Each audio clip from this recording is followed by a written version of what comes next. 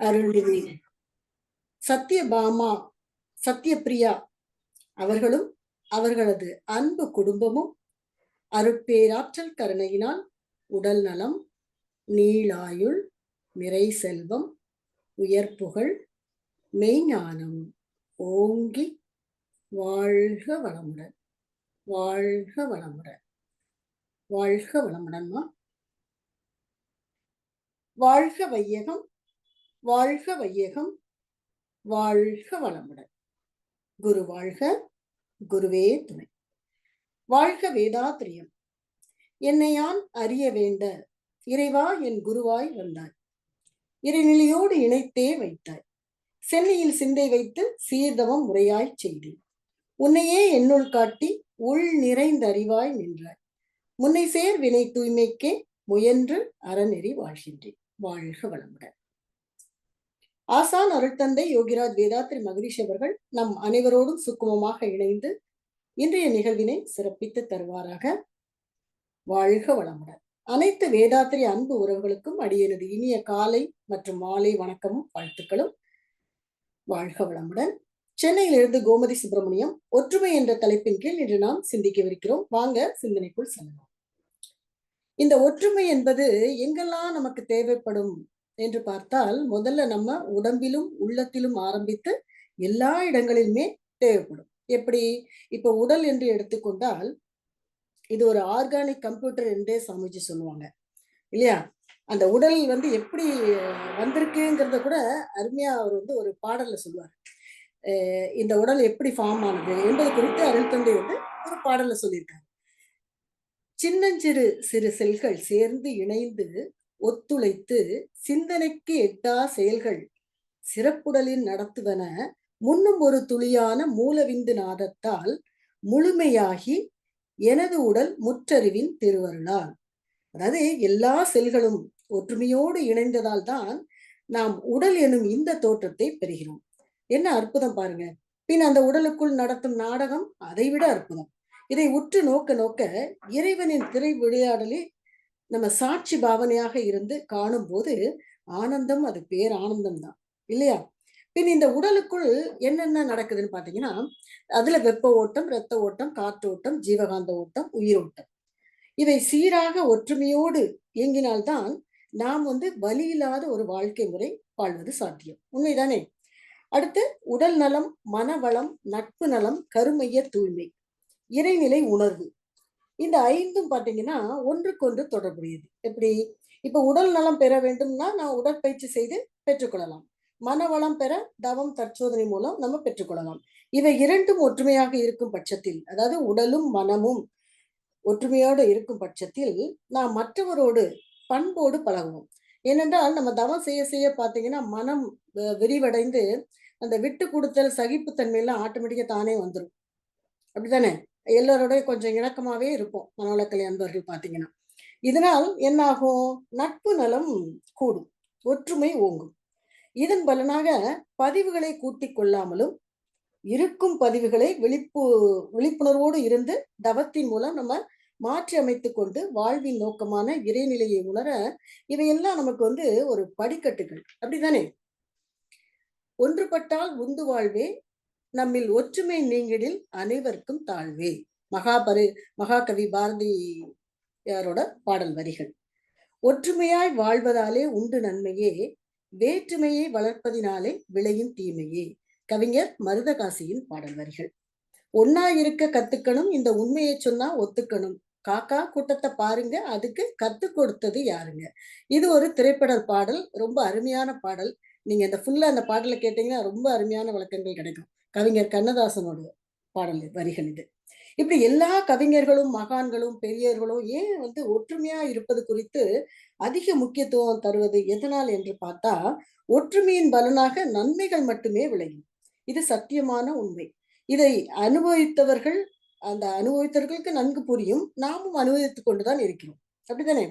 பொதுவா நம் அனைவரது வாழ்க்கையும் பாத்தீங்கன்னா தான், சமுதாயம், இயற்கை என்ற மூன்றின் இணைப்பில் தான் நடைபெற்று கொண்டு இருக்குது. இதுல அந்த தான் என்பது தனி மனிதனை குறிக்குது. சமுதாயம் என்பது மனிதர்கள் பலரும் இணைந்து வாழும் ஒரு வாழ்க்கையை குறிக்கிறது. இயற்கை என்பது என்னது? அணு முதல் அண்டம் வரையில் மலர்ச்சி பெற்று இயங்கும் பிரபஞ்சத்தையும், அதில் ஓரறிவு தாவரம் முதல் 6 அறிவு மனிதன் வரை தன்மாற்றம் அடைந்த எல்லா ஜீவன்களையும் உள்ளடக்கியது. அப்படித்தானே? ஒற்றுமை என்பது எல்லோரும் ஒரே இடத்தில் கூடி இருப்பது அல்ல, ஒரே மனத்தோடு செயல்படவும் வேண்டும். அதே மாதிரி நமது உடல், உயிர், மனம் இவை 3 பார்த்தீங்கன்னா, ஒருமைப்பட்டு இருக்கும்போது, அதாவது ஒத்து போகும்போதுதான் நமக்கு உள்ளார்ந்த அமைதி கிடைக்கிறது. உண்மைதானே? இப்போ சப்போஸ் உடம்பு சரியில்லைனாலும் சரி, மனசு சரியில்லைனாலும் சரி, நம்மளால மற்றவங்க கூட இயல்பா பழக முடியுமா? அல்லது அமைதியா இருக்க முடியுமா? அல்லது எந்த காரியத்தையும் ஆர்வத்தோட நம்மளால செயல்பட முடியுமா? எதுவும் பண்ண முடியாது. இல்லையா? அதுக்கு இந்த ஒற்றுமை ரொம்ப தேவைப்படுது. உள்ளேயும் தேவைப்படுது. அதேபோல் மனிதருக்கு இடையேயும் மனதின் ஒற்றுமை இருந்தால்தான் உலகம் அமைதியாகும். இந்த உலக அமைதிதான் தனி மனித அமைதி. இந்த உலக அமைதிக்கு தனி மனித அமைதி மிகவும் முக்கியம் என்பதை அருள் தந்தை அவர்கள் வலியுறுத்துறாங்க. உலக அமைதிக்கு வித்திட்ட அருள் தந்தை வேதாத்திரி மகரிஷி அவர்கள் நம் ஒவ்வொருவரையும் பார்த்தீங்கன்னா ஒரு வேதாத்திரியாகத்தான் பார்க்கிறார். அதாவது ராமருக்கு உதவிய அணில்கள் போல நம்ம, அதுவே நம்மளுடைய பாக்கியம். அப்படித்தானே? தனி மனித அமைதிக்கு முதல்ல உடல் நலம் வேண்டும். நம் உடலில் தானே இயங்கக்கூடியது என்னெல்லாம்? இதயம், நுரையீரல், மூளை, ஜீரண மண்டலம், சுவாச மண்டலம், இல்ல அட்டானமஸ் நர்வஸ் சிஸ்டம் அப்படி சொல்லுவாங்க. இதெல்லாம் யாரோட கண்ட்ரோல்ல இருக்கு? அந்த இறைநிலையோட கண்ட்ரோல்ல இருக்கு. சரி, நம்மளுக்கு போனா போதும் ஒரு 50% இறைநிலை கொடுத்திருக்கு, தானே இயங்கக்கூடியது சென்ட்ரல் நர்வஸ் சிஸ்டம். அதாவது நாமே விரும்பி இயக்கக்கூடிய தொழில் கருவிகள், கை, கால், வாய், குதம், இந்த மாதிரி இதெல்லாம் இந்த நமக்கு இறைநிலை கொடுத்த ஒரு கருணையின் அடிப்படையில் கொடுத்திருக்காங்க. அத எந்தவித தங்குதடையும் இன்றி அந்த உறுப்புகள் எல்லாம் இயங்கணும்னா உடலுக்குள்ள அத்தனையும், அதாவது அந்த ஆர்கன்ஸும் ஒன்றுக்கொன்று ஒற்றுமையோடு செயல்பட வேண்டும் என்றால் தினமும் நமக்கு உடற்பயிற்சி, அடுத்து உணவு கட்டுப்பாடு, இரண்டுமே அவசியமாகிறது. அடுத்து நம் உடலோடு மனமும் ஒத்து போக வேண்டும். அப்படி என்றால் அமைதியான சிறப்பான வாழ்வு நமக்கு நிச்சயம் அமையும். மனதிற்கு என்ன பண்ணலாம்? தியான பயிற்சி செய்தல் இங்கே அவசியமாகிறது. அடுத்து நம் உடலில் ஓடும் உயிர் ஓட்டம் உடம்போடு ஒத்து போனால்தான் நம்ம நீண்ட காலம் இந்த உடலோடு பூமியில் வாழ முடியும். அதற்கு காயக்கல்ப பயிற்சி எப்படி அற்புதமாக சுவாமிஜி இந்த எளிய முறை உடற்பயிற்சியை நமக்கெல்லாம் பார்த்தீங்கன்னா வடிவமைத்து கொடுத்திருக்கிறார் பாருங்க. அதுவும் நமது மனவளக்கலையினும் வாழ்க்கை கல்வி, இது பண்பாட்டு கல்வியும் கூட, இல்லையா? ஒற்றுமையின் வலிமைக்கு எடுத்துக்காட்டாக சுவாமிஜி சொன்னது போல தான், இயற்கை, சமுதாயம் என்ற கட்டமைப்பில் தான் இந்த உலகமே இயங்கிக் கொண்டு இருக்கும். அந்த அற்புதத்தை நாம் எல்லாரும் பார்த்து கொண்டுதான் இருக்கிறோம். நாமும் அதன்படி இயங்கிக் கொண்டுதான் இருக்கிறோம். அப்படிதானே? கூடுமானவரை ஒருத்தருக்கு ஒருத்தர் ஒத்தும் உதவியுமாகத்தான் வாழ்ந்து கொண்டும் இருக்கிறோம். அதற்காக கருத்து வேறுபாடு இல்லை என்று சொல்லவில்லை. அது அவரவர் தனிப்பட்ட கருத்தாக இருந்தாலும் அனைவரும் ஒத்த கருத்தோடு வாழ்வது, வேற்றுமையில் ஒற்றுமையாக வாழ்வது ஒரு பெரிய விஷயம் தானே. இப்ப இந்தியா என்ற நம்ம நாட்டையே எடுத்துக்கோங்களேன்.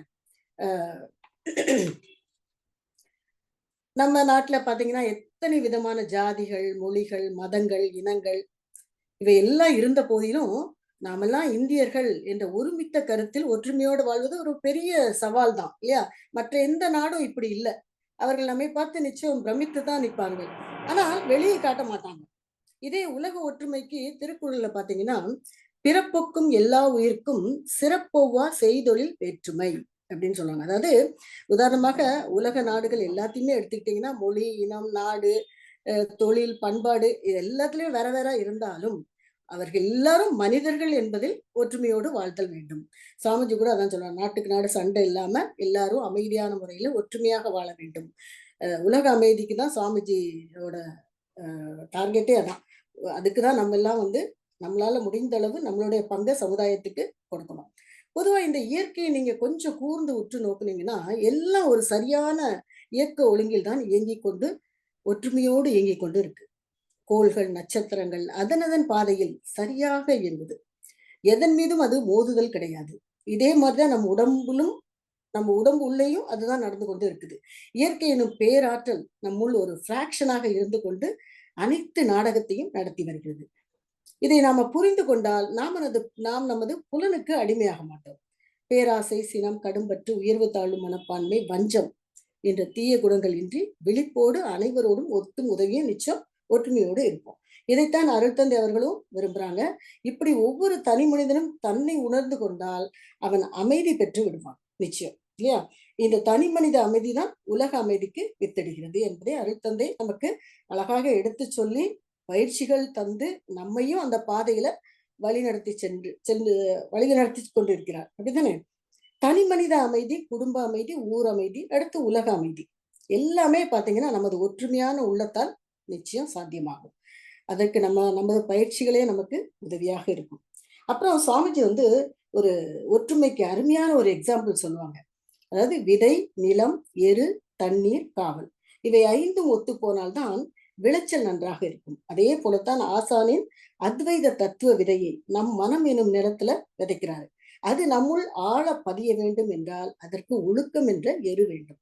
ஒழுக்கம் என்பதற்கு அருமையான டெபினிஷன் கூட சமைச்சு கொடுக்குறாங்க. அதாவது நம்மளோட எண்ணம், சொல், செயலால் தற்காலத்திலோ உடலுக்கோ உயிருக்கோ மனதிற்கோ துன்பம் தராத செயல்கள் எல்லாம் ஒழுக்கம் அப்படிங்கிற மாதிரி சொல்றாங்க. அதுதான் எரு போல, உரம் போல, தவங்கிறது நீர் போல, காவல் அறிவு காவலாக இருக்கணும். இது கொஞ்சம் விளக்கமா பார்க்கணும்னா, இப்போ ஒரு பயிர் நல்ல விளைச்சல் கொடுக்க வேண்டும் என்றால் என்ன பண்ணணும்? தரமான விதை வேண்டும். அந்த தரமான விதையை நல்ல உழுது பண்பட்ட நிலத்துல விதைக்கணும். பின் அதற்கு நல்ல உரம் இடணும். அதாவது நல்ல சத்தான உரம் போடணும். நீர், அதுக்கு தேவைப்படும் நீரை கொடுக்கணும். அதை ஆடு மாடுகள் மேயாமல் இருக்க வேலி போட்டு பாதுகாக்கணும் இல்லையா? அப்பொழுதுதான் அது முழுமையான அறுவடையை நாம அதுல காண முடியும்.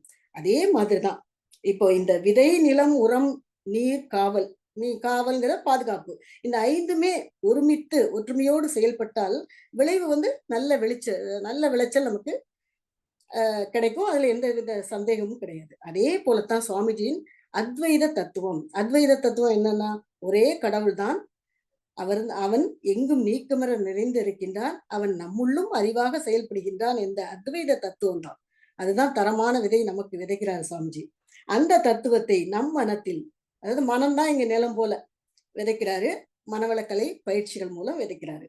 இந்த தத்துவம் மனதில் ஆழமாக பதியத்தான் ஒழுக்கம் என்ற உரம் போட வேண்டும் அப்படின்னு சொல்றாரு. ஒழுக்கத்துக்கு அழகா டெபினிஷன் பார்த்தோம் இல்லையா?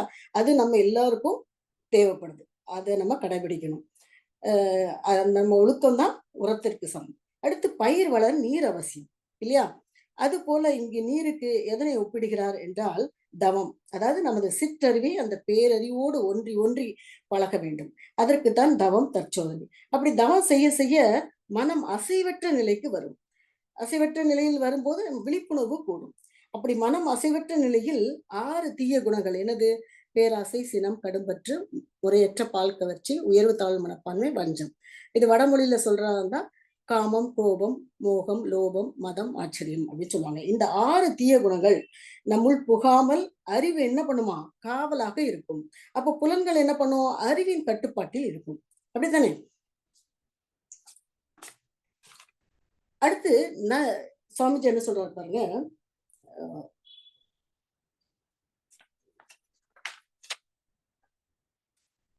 இதுல ஒரு உதாரணம் கொஞ்சம் பார்க்கலாம். பேராசை, சினம், கடும்பற்று, முறையற்ற பால் கவர்ச்சி, உயர்வுதாழ் மனப்பான்மை, வஞ்சம் எனும் இந்த 6 தீய குணங்கள் நம்முள் புகாமல் இருக்க அறிவு காவலாக இருக்க வேண்டும் அப்படின்னு சொன்னேன் இல்லையா?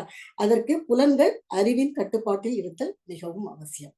இதுக்கு மகாபாரதத்துல ஒரு சின்ன எக்ஸாம்பிள் பார்க்கலாம். இப்போ அர்ஜுனனுக்கு கண்ணன் தேரோட்டியாக, பார்த்தனுக்கு சாரதியாக. பார்த்தன் அர்ஜுனன், சாரதினா தேரோட்டியாக யார் வரா? கண்ணன் வரா. ஆனா அந்த தேர்ல பூட்டி இருக்கிற 5 குதிரைகள் கடிவாளம் யார் கையில இருக்குது? கண்ணன் கையில இருக்குது. இப்ப அந்த 5 குதிரைகள் தான் நம்ம 5 புலன்கள். கண்ணன்கிறது அறிவு, அர்ஜுனன்கிறது மனம். அதாவது கண்ணன் பரமாத்மா, அர்ஜுனன் ஜீவாத்மா. இதைத்தான் மகாபாரதம் பாத்தீங்கன்னா நமக்கு சுட்டி காட்டுகிறது. இதை நாம புரிந்து கொண்டு வாழ்க்கையில் அதை கடைபிடித்தால் நம்மளுடைய நம்ம வாழ்க்கையில வெற்றி நிச்சயம். அதுக்கப்புறம் ஒற்றுமையாக இருப்பதற்கு மற்றும் ஒரு விஷயம் கூட சுவாமிஜி இங்க சொல்லியிருக்காங்க. அதுதான் வாழ்த்து. நம்மளுடைய ஒற்றுமை ஓங்க உலகத்தை வாழ்த்த வேண்டும் அப்படின்னு சுவாமிஜி சொல்றாங்க. அதையும் வலியுறுத்துறாங்க. உண்மைதான். வாழ்த்த பாத்தீங்கன்னா நம்மளுக்கு நன்றி உணர்வு கூடும். எப்படி வாழ்த்தணும்? இப்ப காலையில எழுந்து பாத்தீங்கன்னா ஒரு 10 முறை வாழ்க வையகம், வாழ்க வையகம், வாழ்க வளமுடன் அப்படின்னு வாழ்த்தணும். அதே மாதிரி இரவு படுக்க போறப்பையும் வாழ்க வையகம், வாழ்க வையகம், வாழ்க வளமுடன் அப்படின்னு சொல்லணும். அப்புறம் இந்த 5 நான் சொன்னேன்ல முதல்ல, 5ம் நம்மளுக்கு மனிதனுக்கு இருந்தாதான் அதை பொறுத்துதான் நமக்கு ஞானம் கிட்டும். அதாவது சுவாமிஜி போட்ட அந்த அத்வைத விதையை நம்ம மனசுல விதைக்கிறாருன்னு சொன்னேன் இல்லையா? அதுக்கு ஒழுக்கத்தை நம்ம கடைபிடிக்கணும். ரெகுலரா தவம் தட்சோதனை பண்ணணும். 6 வகையான தீய குணங்கள் நம்முள் புகாமல் இருக்க, அதாவது அதுல ஏதாவது ஒண்ணு கூட நமக்குள் புகாம இருக்க அறிவு காவலாக இருக்கும் பட்சத்தில் நமக்கு ஞானம் என்பது சாத்தியமாகும் அப்படின்னும் இங்க நம்ம தெரிஞ்சுக்கலாம். அடுத்து பாத்தீங்கன்னா, நன்றி உணர்விலும் ஒற்றுமை ஓடும்.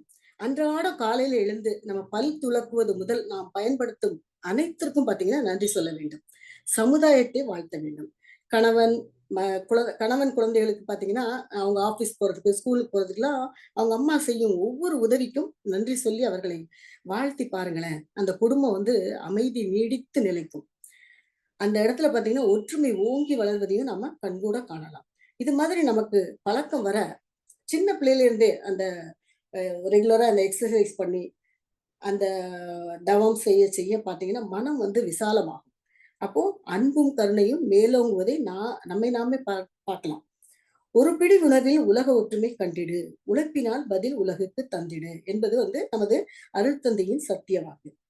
அதாவது ஒரு பிடி உணவு நம்ம தட்டுல வந்து நம்ம சாப்பிடுறோம்ல வைக்கும்போது, அப்போ அதுல எத்தனை பேரோடது உழைப்பு இருக்கு அப்படின்னு சொல்லி நம்ம ஒவ்வொரு நாளும் ஒவ்வொரு நேரமும் நம்ம சாப்பிடுறப்ப அதை நினைவு கூர்ந்து நன்றி உணர்வோடு இருக்கணும் அப்படின்னு சுவாமிஜி சொல்லுவாங்க.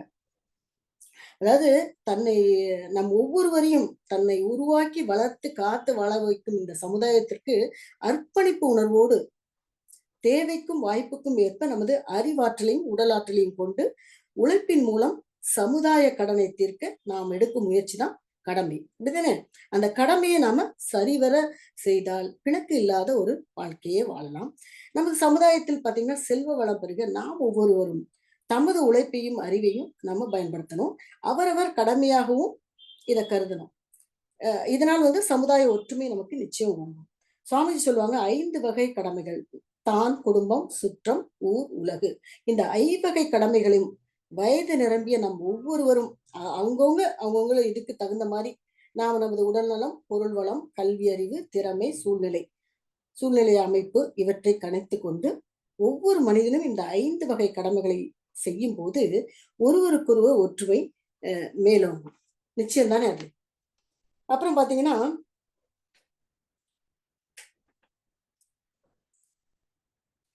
நாம் நம்மையும் பார்த்து கொண்டு குடும்பத்திற்கும் சுற்றத்தாருக்கும் ஊருக்கும் உலகுக்கும் கூடுமானவரை நலம் செய்து ஒற்றுமை காக்க வேண்டும் என்பது அருட்தந்தையின் வழிகாட்டுதல். அதன்படி நாம வழி நடந்து சென்று விட்டுருக்கோம்.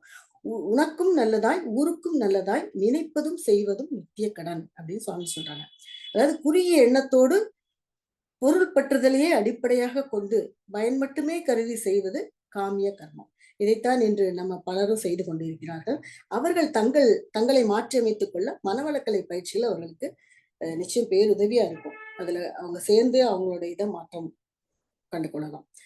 அகண்ட அறிவின் நிலையில் இது எப்போ வரும்னா, மனம் விசாலமானது எப்போ வரும்னா தவம் செய்ய செய்ய வரும். பரந்த மனப்பான்மை வரும். உயிரினங்களின் தேவைகளை உணர்ந்து அப்படி பரந்த மனப்பான்மை வரும்போதுதான் மற்ற உயிர்களின் தேவைகளை உணர்ந்து இன்ப துன்ப இயல்பறிந்து நற்பயன் கருதி செயலாற்றும் பேரறிவின் திறமை மிக்க செயல்கள் யாவும் நிஷ்காமிய கர்மம் என்று சொல்லப்படுகிறது. இந்த நிஷ்காமிய கர்மத்தால் நல்வாழ்வு, இன்பம், சிறந்த அறிவு, திடமான மனம், நற்பண்புகள் முதலின எல்லாமே ஏற்படும். சமுதாயத்தில் எல்லாரும் நலத்தோடும் வளத்தோடும் மகிழ்ச்சியோடும் அமைதியோடும் வாழ வேண்டுமானால் இந்த நிஷ்காமிய கர்மம் எனும் கடமை நெறிய சிறந்த வாழ்க்கை வழியாகும். அதுதான் அனைவரிடத்திலும் ஒற்றுமையை வளர்க்கும். அதுக்கு நமது மனவளக்கலை பயிற்சி முறைகள் செய்தல் நமக்கு நிச்சயம் பெரிய நலத்தை கொடுக்கிறோம். நிச்சயமா ஒற்றுமைக்கு உதாரணமாக உபண்டோ தத்துவத்தை கொஞ்சம் நம்ம பார்க்கலாம். இந்த தத்துவம் பார்த்தீங்கன்னா நம்ம சுவாமிஜியோட தத்துவத்தோட நிச்சயம் ஒத்து போகும். இது வந்து ஆப்பிரிக்காவில் முக்கியமாக தென்னாப்பிரிக்கா, ஜிம்பாவே நாடுகள்ல வந்து பரவலாக பேசப்படக்கூடிய ஒரு தத்துவம். இந்த தத்துவத்தில் அதாவது என்னன்னா நான் இருக்கிறேன் என்றால் அது நம்மால் தான். எளிய சொல்லில் நம்ம சொல்லணும்னா மற்றவருடன் ஒற்றுமையால் தான் ஒருவரின் மனிதனையும் முழுமையாகும் என்பதுதான் உபண்டோவின் தத்துவம். அவர்களுக்கு ஒற்றுமை, பகிர்வு, அன்பு, மரியாதை என்பவை எல்லாமே வாழ்வின் மிகவும் அடிப்படை, ரொம்ப முக்கியம். சுவாமிஜி சொன்னது போல, ஒரு மனிதன் தனிமையில் அல்ல, அவன் சமுதாயம், இயற்கை இவற்றோடு ஒற்றுமையுடன் இருப்பவனே உண்மையான மனிதனாக போற்றப்படுவான் அப்படின்னு சொன்னாங்க. ஒருவரின் சந்தோஷம் பாத்தீங்கன்னா மற்றவரின் சந்தோஷத்தோடு இணைந்து இருக்க வேண்டும். அடுத்து பிறர் துன்பத்தில் பங்கெடுப்பதே உண்மையான மனிதநேயம். அதுதான் ஒற்றுமையை வலுவாக்கும். சுவாமிஜியோட இரண்டொழுக்க பண்பாடு. நான் எனது வாழ்நாளில் யாருடைய உடலுக்கோ மனதிற்கோ துன்பம் தரமாட்டேன், துன்பப்படுவோருக்கு என்னால் முடிந்த உதவியை செய்வேன். இது இங்க உங்களோட இதாகுது இல்லையா? நாம் ஒவ்வொருவரும் தனி மனிதர்களாக இருந்தாலும் சமூகத்தில் அன்பு, உதவி, பகிர்வு இவை இல்லாமல் எங்கும் எவரும் முழுமையாக வாழ முடியாது. அதுக்கு உதாரணமாக ஜிம்பாவே ஸ்கூல்ல நடந்த ஒரு நிகழ்வு. ஒரு மரத்தடியில நிறைய பழங்கள், இனிப்புகள் இருக்கு. ஸ்கூல் குழந்தைகளுக்கு ஒரு போட்டி வச்சாங்க.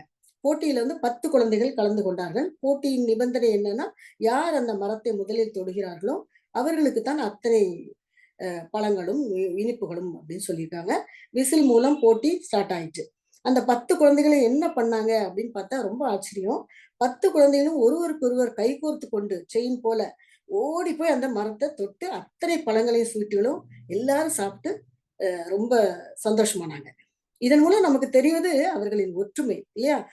குழந்தை பருவத்திலேயே இந்த ஒற்றுமை உணர்வை கற்றுக்கொண்டு கடைபிடித்தால் அன்பு, விட்டு கொடுத்தல், தியாகம், அப்புறம் இன்பம் போன்ற நல்ல குணங்கள் வளர்ந்து அவர்கள் பெரியவர்கள் ஆனாலும் அவர்களது வாழ்க்கை சிறந்த முறையில் அமைய இந்த உபண்டோ தத்துவம் மிக மிக உதவியாக இருக்கிறது. அப்படித்தானே? நம்ம சுவாமிஜியோட தத்துவத்தும் இதுதான்.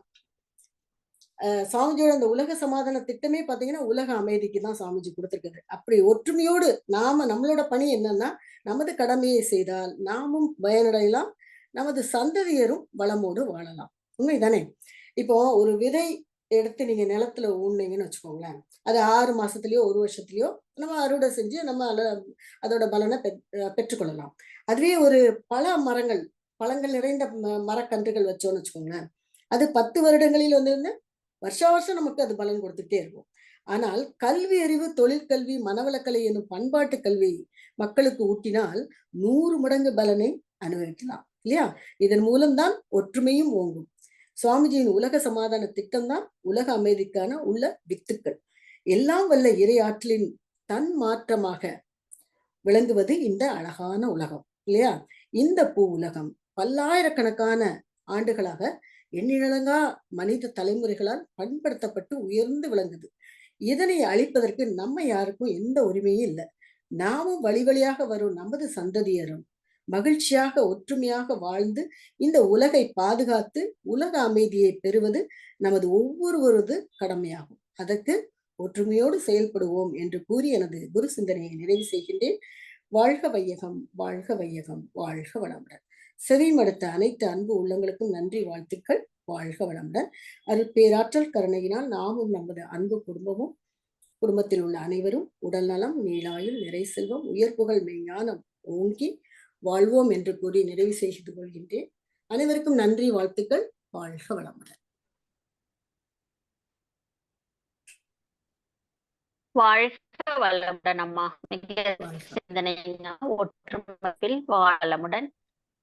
எங்கெல்லாம் நமக்கு ஒற்றுமை தேவைப்படும் என்பதை உடல், மனம் என்று அமைத்து அது சமூகம் உள்ள வரை ஒற்றுமை இடப்படுவது தந்தையால் அருளிய பயிற்சி பெருகி என்பதை அவர்கள் மகரிஷி தத்துவங்களை, இயக்கங்கள் என்று கோட்டு உதாரணங்களை நமக்கு இன்று சிந்தனை உரையாக வழங்கியிருக்கின்றார்கள். அம்மா அவர்களை நாம் அனைவரும் வாழ்த்து மகிழ்வோம். வாழ்க வளமுடன். பேராசிரியர் அருதி சுப்பிரமணியம் அவர்களும் அவர் அன்பு குடும்பமும் அருட்பேராற்றல் கருணையினால் நலம், நீளால், நிறை செல்வம், உயர் புகழ், மெய் ஞானம் ஓங்கி வாழ்க வளமுடன். வாழ்க வளமுடன். வாழ்க வளமம்மா. நன்றி அம்மா. வாழ்க வளமுடன்.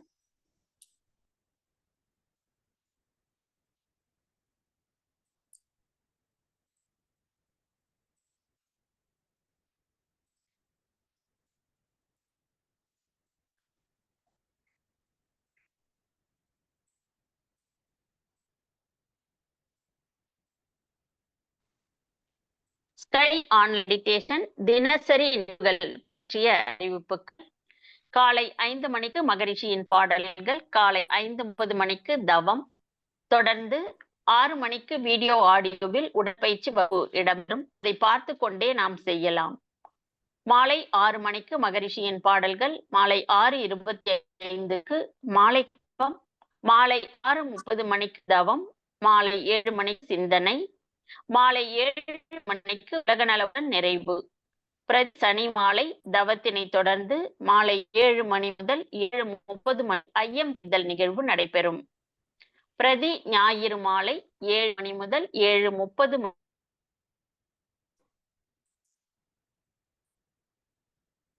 ஒத்தபடி பெய்யட்டும், உழவரெல்லாம் தானியத்தை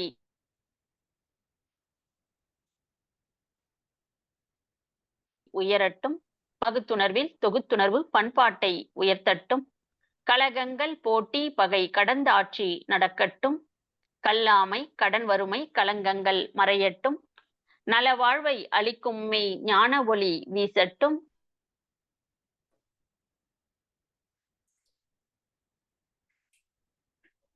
கடமை அறவாழ்வின் நாட்டத்தே சிறக்கட்டும், நம் கடமை அறவாழ்வின் நாட்டத்தே சிறக்கட்டும். வாழ்க வளமுடன். மனம் மகிழ்வோடு இன்றைய நிகழ்வினை நிறைவு செய்து கொள்வோம்.